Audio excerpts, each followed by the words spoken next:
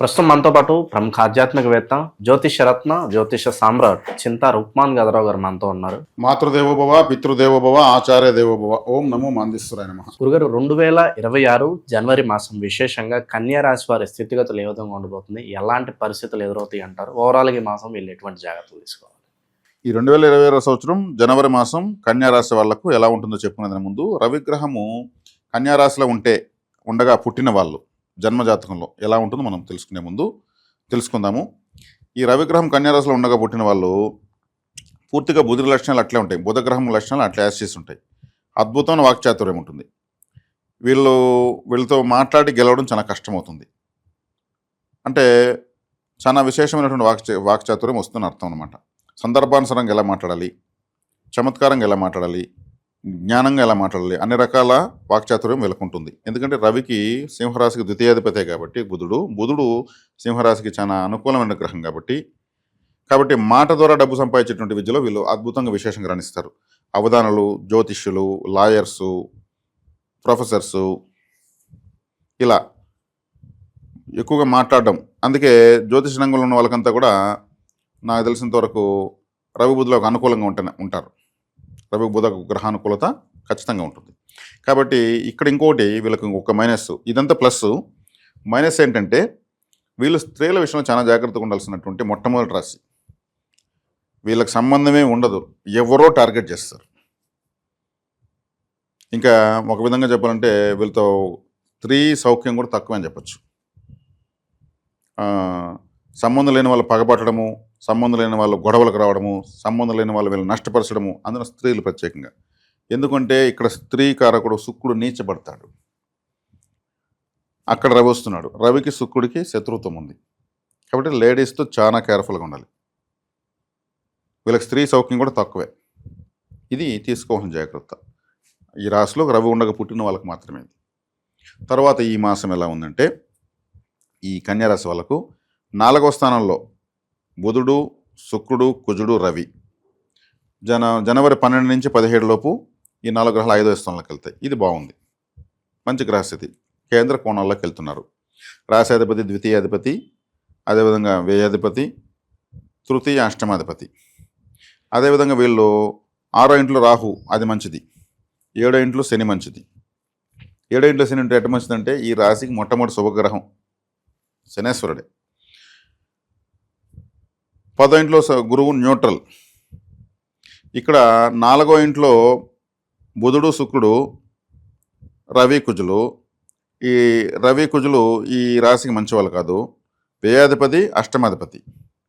కానీ రాశ్యాధిపతితో కూడా ఉన్నారు కాబట్టి ఆ దోషాన్ని అంతగా ఎక్కువ చూపించలేరు. ఈ రాశి వాళ్ళు ఇన్సూరెన్స్లు కట్టకూడదు. ఇన్సూరెన్స్ కట్టడము, లాటరీల పైన ఆధారపడడం చేయకూడదు. వీళ్ళకి తగలవు. ఇన్సూరెన్స్లు కూడా కట్టారంటే ప్రమాదం వేగంగా జరుగుతుంది. ఇన్సూరెన్స్ అంటే ఏమంటే మన ప్రమాదానికి మనమే లీగల్గా సర్టిఫికేట్ తీసుకున్నట్టు. నా కాలు విరిగితే, నా చెయ్యి విరిగితే, నేను చనిపోతే అని మనమే సంతకం పెట్టి ఒక ప్రమాదాన్ని అంగీకరించి అంగీకార పత్రం, మరణ ధృవీకరణ పత్రాన్ని బతుకుండగానే తీసుకున్నట్టు ఇన్సూరెన్స్. కానీ అది మాండేటరీ అయిపోయింది. కానీ కన్యారాశి వాళ్ళు తీసుకోకూడదు. కన్యారాశి వాళ్ళు తీసుకుంటే వేగంగా ప్రమాదాలు జరుగుతాయి. అష్టమ స్థానం మేషం కాబట్టి వీళ్ళకు అన్ఎక్స్పెక్టెడ్ కష్టాలు, నష్టాలు, అవమానాలు, అనారోగ్యాలు కూడా వస్తుంటాయి. చాలా కేర్ఫుల్గా ఉంటే చర్మ సంబంధమైన అనారోగ్యాలు వస్తుంటాయి. కాబట్టి ఇప్పుడు వీళ్ళకు లైఫ్ టైం జాగ్రత్త మనం చెప్పడం జరిగింది. ఇప్పుడు చతుర్థ పంచమాలపైన ఈ గ్రహాలు పోతున్నాయి. నైసర్గికంగా మనకు 6వ స్థానంలో రాహు, 7వ స్థానంలో శని అనుకూలంగా ఉన్నారు. కాబట్టి గ్రహస్థితి 75 to 80% బాగున్నట్టే. గోచారంలో వీళ్ళకు మరి అంత ఊహించని నష్టాలు, కష్టాలు జరిగేదైతే ఏం లేదు, బాగానే ఉంది.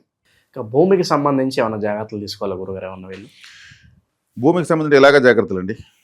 అంటే కొనాలనుకుంటారు, లేదంటే ఎవరైనా కబ్జా గురి చేసి ఉంటారు, ఏంటి నా పరిస్థితి అనే ఆలోచనలు వస్తూ ఉంటాయి. సో ఓవరాల్గా భూమికి సంబంధించేటువంటి జాగ్రత్త అట్లాంటి ఏదైనా ఉంటే పరిష్కారం అవుతాయి. ఎందుకంటే కుజుడు, బుధుడు కలిసి శుక్రుడితో రవితో ఉన్నారు కాబట్టి, పంచమ స్థానంలో ఉన్నారు కాబట్టి, మకరం కూడా భూస్థానమే కాబట్టి అవి ఉంటే పరిష్కారాలు అవుతాయి, దారులు దొరుకుతాయి.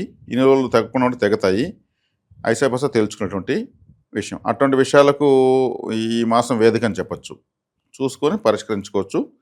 కోర్టులో కూడా అనుకూలమైనటువంటి తీర్పులు వచ్చేది కూడా బలం ఎక్కువగా ఉంది.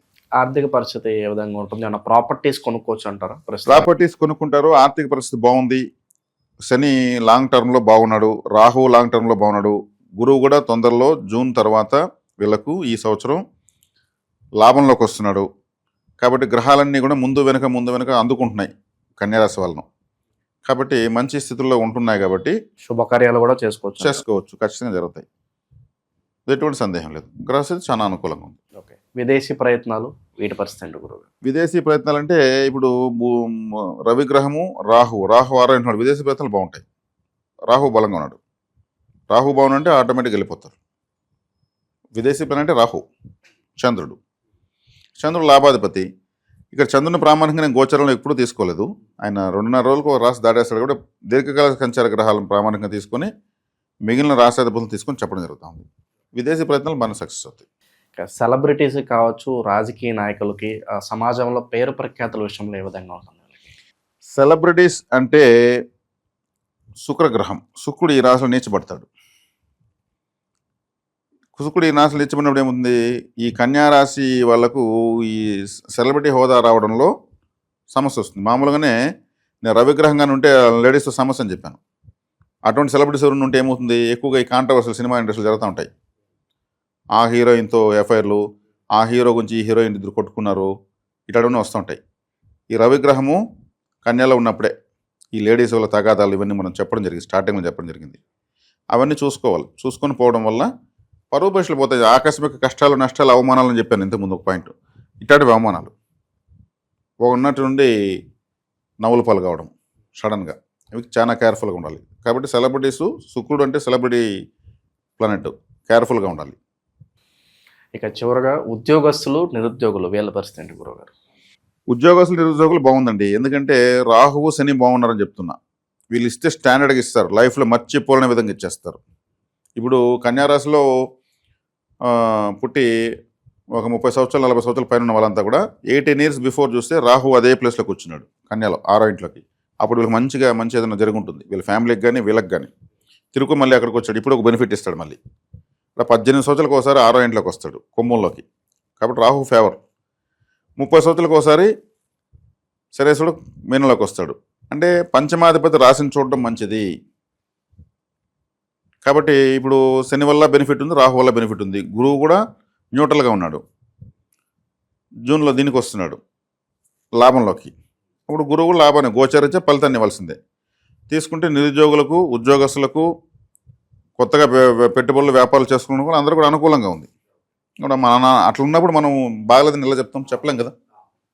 సో అంతా బాగానే ఉంది. ఇంకా విశేషమైన ఫలితాలు కావాలంటే ఎటువంటి పరిహారాలు దైవారాధనలో ఉంటే బాగుంటుందండి? ఇంకా విశేషమైన ఫలితాలు కావాలనుకున్నప్పుడు వీళ్ళు లక్ష్మీదేవి ఆరాధన. అంటే 2వ స్థానం ఏమైంది, తులారాశి అయింది. తులారాశి అంటే ఏమి, శుక్రుడు అంటే అధిష్టాన దేవత లక్ష్మీదేవి. కాబట్టి తిరుచానూరు పద్మావతి అమ్మవారి ఆరాధన లేదు కనకదార స్తోత్రం ప్రతిరోజు చదువుకోవడము విశేషంగా యోగిస్తుంది. ఎందుకంటే 2వ రాశి ధనస్థానం అవుతుంది కాబట్టి. అలా చదవడం వల్ల ఫైనాన్షియల్గా వీళ్ళకు ఎక్కువ నష్టాలు లేకుండా, అంటే వృధా ఖర్చులు ఆగిపోతే అదే మొదటి ఆదాయము. కొత్త ఆదాయం వచ్చేదని తర్వాత విషయం. ఆల్రెడీ జరుగుతున్న లీకేజ్ బ్లాక్ అయిందంటే అది మనకు మిగులుతుంది. అటువంటి నష్టాలు నివారించబడము ఇవన్నీ వీళ్ళకు మంచి బెనిఫిట్ని ఇస్తాయి. తర్వాత తీసుకుంటే మన తంత్ర జ్యోతిషాలయం ద్వారా మనము ఇస్తున్నటువంటి కొన్ని ప్రత్యేకమైనటువంటి వస్తువులు, కరుంగలి అనేటువంటి వుడ్డుతో వివిధ రకాల విగ్రహాలు మనం ప్రాణప్రతిష్ఠ చేసిస్తున్నాము. సుబ్రహ్మణ్య స్వామి ఇది కూడా ప్రాణప్రతిష్ఠ విగ్రహమే. ఈ భద్రకరణలో పుట్టిన వాళ్ళు సుబ్రహ్మణ్య స్వామి ఇష్టదేవతగా, కొంతమంది కులదేవతలు కూడా చెప్తూ ఉంటారు. అలా కలిగిన వాళ్ళు, ఎక్కువగా కేతు దశ జరుగుతున్న వాళ్ళు, కేతు వ్యతిరేకంగా జాతకంలో ఉన్న వాళ్ళు, వాళ్ళందరూ కూడా సుబ్రహ్మణ్య స్వామి యొక్క ఆరాధన చేసుకోవచ్చు. ఇది ఒక ప్రత్యేకమైనటువంటి విగ్రహము తెప్పించుకోవచ్చు. అదేవిధంగా లక్ష్మీ వరాహస్వామి, ఈ లక్ష్మీ వరాహస్వామి ఇది కూడా ప్రాణప్రతిష్ఠ విగ్రహమే.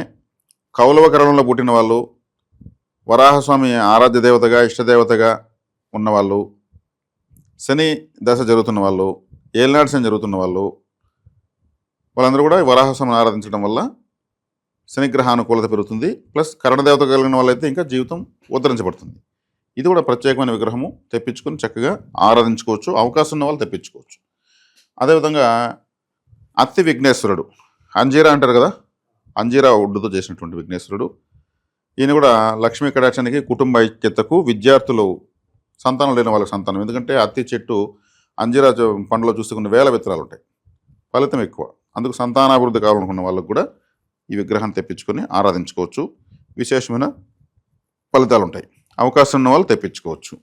కాబట్టి ఇలా దేవతా విగ్రహాలు అందరికీ అనుకూలమైనటువంటి రేట్లలో ప్రాణప్రతిష్ఠ చేసి అందివ్వడం జరుగుతుంది. తెప్పించుకున్న దేవతా శక్తిని పొందొచ్చు. ఈ విగ్రహాలు తెప్పించుకుంటే ఇక్కడ వ్యాపార రూపంతో ఇవ్వడం లేదు. విగ్రహం వచ్చింది అంటే అదొక మెమరీ కార్డు లాంటిది. మనం ఏం చెప్తే దాన్ని తీసుకొని మళ్ళీ మనకు ఫలితం ఇస్తుంది. బాధలు చెప్పకూడదు, సమస్త శుభాలే ప్రసాదించు స్వామి అని చెప్పాలి, సహజ సిద్ధమైన నైవేద్యమే పెట్టాలి. కొనుక్కునేసి వారం రోజులు నెగిరి పూజ చేసి మళ్ళీ చేయకపోతే దోషం వస్తుంది. కాబట్టి ఆలోచించే తీసుకోండి. లేదంటే మామూలుగా పూజ చేసుకోవచ్చు, నామస్మరణ చేసుకోవచ్చు. అవకాశం ఉన్న వాళ్ళు మాత్రం తీసుకోండి. ఓవరాల్గా కన్యా రాశి వాళ్ళందరికీ ఈ ప్రత్యేకంగా ఈ మాసంలో ఏ విధంగా ఉంటుందో చాలా బాగా వివరించారు. ధన్యవాదాలు. ధన్యవాదాలు.